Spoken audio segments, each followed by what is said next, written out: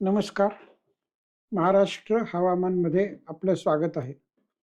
मी आत्ता रेकॉर्ड करतोय ते 10 जुलै सकाळी रेकॉर्ड करतो आहे. आता येत्या 5-6 दिवसामधलं पाऊस, वारं, तापमान ह्याच्याबद्दल माहिती देतो. सुरुवात आपण सॅटेलाईट पिक्चरपासून करूयात. अ, आता इथं जर आपण बघितलं, तर हा महाराष्ट्राचा भाग आहे साधारण. ही मुंबई आहे इथे. हे नाशिक, जळगाव, इथे नागपूर आणि मग इकडे छत्तीसगड वगैरे, चंद्रपूर, नांदेड, लातूर, सोलापूर, कोल्हापूर साधारणतः हा महाराष्ट्राचा एक रफ मॅप आहे.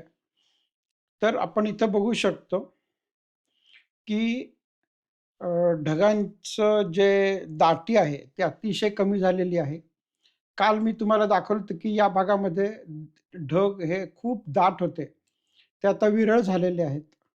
मग बाकी जर इकडं बघितलं आपण म्हणजे बाकीच्या महाराष्ट्रामध्ये, तर तिथेही ढग खूप विरळ झालेले आहेत. त्याच्यामुळे आता काही-काही ठिकाणी आकाश दिसायला लागलेलं असेल. वारं मात्र अजून भरपूर आहे. ते वारंही दाखवतो थोड्या वेळामध्ये. परंतु सांगायची गोष्ट अशी, की सॅटेलाईटमध्ये आता ढग विरळ झालेले आहेत. थोडं झूम इन करून पण दाखवतो. तर इथे आपण बघू शकतो, की काही-काही भाग मोकळा झालेला आहे. म्हणजे इथे नगर, श्रीरामपूर, संभाजीनगर इकडचा भाग दौंडपर्यंत म्हणजे असं अधून-मधून मोकळं होतंय. ढगांची दाटी कमी झालेली आहे आकाशामधली. परंतु पावसाचा अजून कुठेही पत्ता नाहीये. बघितलं तर 14-16 किलोमीटर पर अवर म्हणजे फार नाहीये. एक मंद वारं आहे. परंतु आपण जर विंड गस्ट, गस्ट म्हणजे वारं एक संथ गतीने सुरू असतं आणि मधूनच एकदम असा झोत येतो वाऱ्याचा. त्याला गस्ट म्हणतो आपण. तर गस्ट हा खूप जोरात आहे. म्हणजे 40 किलोमीटर, 50 किलोमीटर पर अवर म्हणजे छोटंसं वादळ वाटावं एवढ्या स्वरूपात हे वारं भणाण वाहत आहे. ढग आता बरेच कमी झालेले आहेत, पण सगळे गेलेले नाहीयेत. बऱ्याच ठिकाणी अजून फक्त ढग आहेत, वारं आहे, पण पाऊस नाहीये त्याच्यामध्ये. आता इथं चीनकडं येणारं एक चक्रीवादळ दिसतंय, जे बरंच मोठं आहे. काही-काही जणांना वाटतं, की त्याचा भारताच्या पावसावरती काही परिणाम होतोय का? आता ते सांगणं थोडं अवघड आहे, परंतु असं दिसतंय आता इथे आपण बघू शकतो, की हे जे बंगालच्या उपसागरातलं वारं आहे, ते बऱ्याच अंशी ते चक्रीवादळ शोषून घेतल्यासारखं घेतंय आणि खूप मोठ्या प्रमाणात तिकडं बाष्पही कदाचित गेला असेल, वारंही गेलं असेल. त्याच्यामुळे ह्या भागामधलं वाऱ्याचा वेग आणि इंटेन्सिटी म्हणजे तीव्रता कमी झालेली आहे. म्हणजे आपण पूर्वी बघायचो इथे, की हा जो भाग आहे अ, सोमालियापासून येणारं जे वारं होतं, ते इथं बरंच लाल असायचं. ते आता कमी झालंय. म्हणजे इथं बघितलं आपण, तर इथे मॅक्सिमम स्पीड जो आहे वाऱ्याचा तो 85 किलोमीटर पर अवर आहे. परंतु त्याचा विस्तार कमी आहे आणि जर भारताच्या जवळ आलो आपण, तर ते वारं त्या मानाने कमी झालंय. म्हणजे ह्याच्यामध्ये वाऱ्याची तीव्रता कमी झालेली आहे. त्याच्यातलं बाष्प पण कमी झालेलं आहे. बरंचसं वारं हे त्या चक्रीवादळाकडे जे चीनकडे आहे तिकडं शोषून घेतलं जातंय. त्याचा कदाचित भारताच्या किंवा एस्पेशली महाराष्ट्राच्या पावसावरती झालेला असू शकतो. आता मी तुम्हाला पुढच्या 2 दिवसात महाराष्ट्रात कुठं पाऊस पडणार आहे ते दाखवतो. परंतु जवळ-जवळ तो कुठंच नाहीये. मी दुसऱ्या-तिसऱ्या मॉडेलमध्ये पण दाखवणार आहे. आता हे पुढचे 48 तास जे दाखवतो मी आहे. तर आपण इथं बघू शकतो, की जे हिरवं-हिरवं दिसतंय ते ढग आहेत. बऱ्याच ठिकाणी ढग आहेत. पावसाचं नामोनिशाण कुठेही नाहीये. आज आता रात्र झाली. किनारपट्टीवर तुरळक पाऊस आहे. बाकी कुठेही नाही. फक्त ढग येतायत, जातायत. काही-काही ठिकाणी आता आभाळही व्यवस्थित दिसायला लागलंय. ते उद्याची सकाळ झाली. कुठेही पाऊस नाही. फक्त ढग आहेत, ढग आहेत. आता कोकणात पण पाऊस दिसत नाहीये. त्याच्यामुळे एकंदरीत पाऊस कुठंच नाहीये. म्हणजे हे हे 2 दिवसाचं सांगतो मी. आता उद्याची रात्र झाली. म्हणजे पुढचे 48 तासाचं हे ॲनिमेशन आहे पावसाचं. ते आता हे परवाची सकाळ झाली. म्हणजे कुठे म्हणजे महाराष्ट्रात 2 दिवसामध्ये या मॉडेलमध्ये कुठंही पाऊस दिसत नाहीये. आता पुढच्या 5-6 दिवसामध्ये महाराष्ट्रात पाऊस कुठे आणि किती पडणार आहे हे दाखवतो. परिस्थिती फारशी चांगली नाहीये. हे येत्या 24 तासाचं चित्र आहे. अ, आणि मॉडेल आहे युरोपियन. तर तिथे फक्त कोकण किनारपट्टीवर एक 10, 12, 15 मिलीमीटर म्हणजे जेमतेम अर्धा इंच पाऊस दाखवतंय. परंतु बाकी महाराष्ट्रात कुठंही पाऊस दिसत नाहीये येत्या 24 तासामध्ये. आता मी एक-एक दिवस पुढे जाऊन दाखवतो. आता हे दाखवले ते आजचं 24 तासाचं 10 तारखेचं. आता हे 11 तारखेचं पाऊस फक्त किनारपट्टीवर आहे, थोडासा आहे, बाकी कुठेही पाऊस नाहीये. हे 12 तारखेचं कुठेही पाऊस दाखवत नाहीये. हे 13 तारखेचं. आता तर कोकण किनारपट्टीवरचा पाऊससुद्धा कमी झालेला आहे. आणि हे साधारण 14 तारखेचं. तिथं पुन्हा कोकण किनारपट्टी आणि घाटमाथ्यावर किंचितचा पाऊस आहे. तोही अगदीच किरकोळ आहे. आणि जर आता हे काय करतो मी, हे एक-एक दिवसाचं दाखवलं. आता एकत्र म्हणजे आत्तापासून पुढचे 5-6 दिवस जर पाऊस आपण एकत्र केला त्याचा सगळा, तर परिस्थिती काय ते दाखवतो, की तेव्हासुद्धा इथे 50 मिलीमीटर म्हणजे पुढच्या 5 दिवसामध्ये मिळून कोकणात आणि घाटमाथ्यावर विशेषतः 50 मिलीमीटर, कोकणात ॲक्चुअल म्हटलं तर 30 मिलीमीटर ह्याच्या आसपास पाऊस आहे. परंतु बाकी महाराष्ट्रात कुठंही पाऊस दिसत नाहीये. म्हणजे आपण इथं नंदुरबार भागात बघितलं तर अगदी किरकोळ 10 मिलीमीटर म्हणजे काहीच नाही. आणि गोंदिया भागामध्ये थोडासा, तिकडे एक 10 मिलीमीटर.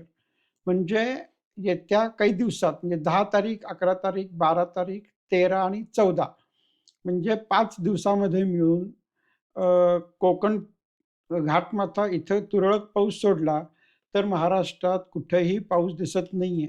आता हे मी तुम्हाला युरोपियन मॉडेल दाखवलं. आता मी तुम्हाला जर्मन मॉडेल दाखवतो. त्याच्यामध्ये सुद्धा पूर्ण महाराष्ट्र बघितला म्हणजे इथे नंदुरबार, जळगाव, अमरावती मी तुम्हाला काढून इथं दिसतही असेल कदाचित तुम्हाला व्यवस्थित. परंतु साधारण सांगतो मी तुम्हाला. इथून आता आपण मुंबईपासून सुरू करू. हे मालेगाव, जळगाव, अकोला, अमरावती, नागपूर, गोंदिया, अ, नंतर इथे चंद्रपूर, नांदेड, लातूर, सोलापूर, कोल्हापूर म्हणजे हा साधारणतः असा नकाशा आहे महाराष्ट्राचा. तर इथे कुठंही तुम्हाला पाऊस दिसत नाहीये. फक्त किरकोळ पाऊस एक 10-15 मिलीमीटर पूर्ण 5 दिवसामध्ये मिळून.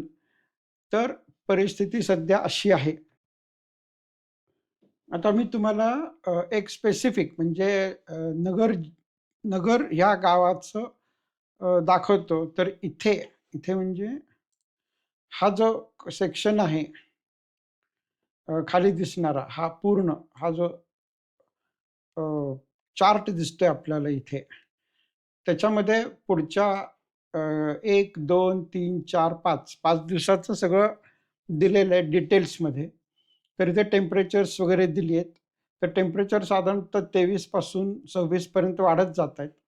आणि इथे या भागामध्ये पाऊस दाखवलेला असतो आणि तो सध्या कुठंही दिसत नाहीये. म्हणजे इथं एक रेघसुद्धा दिसत नाहीये कुठे. जर तुम्हाला रेघ दाखवायची असेल, तर तुम्हाला अजून एक मी मॉडेल दाखवतो, जिथं ॲक्चुअली पाऊस पडणार आहे. आता इथे मी शांघायचं दाखवतोय, म्हणजे हे कशासाठी एक नमुना म्हणून, की पाऊस पडत असेल, तर इथे पूर्ण बार्स दाखवतात. म्हणजे स्नो किंवा रेन किती पडणार आहे ते. जर आपण महाराष्ट्रातलं बघितलं, तर हे सगळा भाग रिकामा आहे. कुठलंही गाव घ्या. त्याच्यामुळे पाऊस कुठेही दाखवत नाहीये ते. म्हणजे उदाहरणार्थ आता मी नंदुरबारचं दाखवतो पुढच्या काही दिवसाचं. तर इथे ह्या पट्ट्यामध्ये कुठेही आपल्याला पाऊस दिसत नाहीये. जसं मी तुम्हाला शांघायच्या जवळ कसं दिसतंय ते दाखवलं. परंतु इथे कुठेही पावसाचं एक सुद्धा बार नाहीये. म्हणजे महाराष्ट्रामध्ये येत्या 5-6 दिवसात कुठेही पाऊस दिसत नाहीये. तर हे आत्तापासून पुढचे 5 दिवसाचा एकंदरीत एकत्र पाऊस आपण केला, तर किती आहे? तर महाराष्ट्रात 0 पाऊस दाखवतंय. आणि कोकण भागात आणि घाटमाथ्यावरती 10, 15, 20 मिलीमीटर.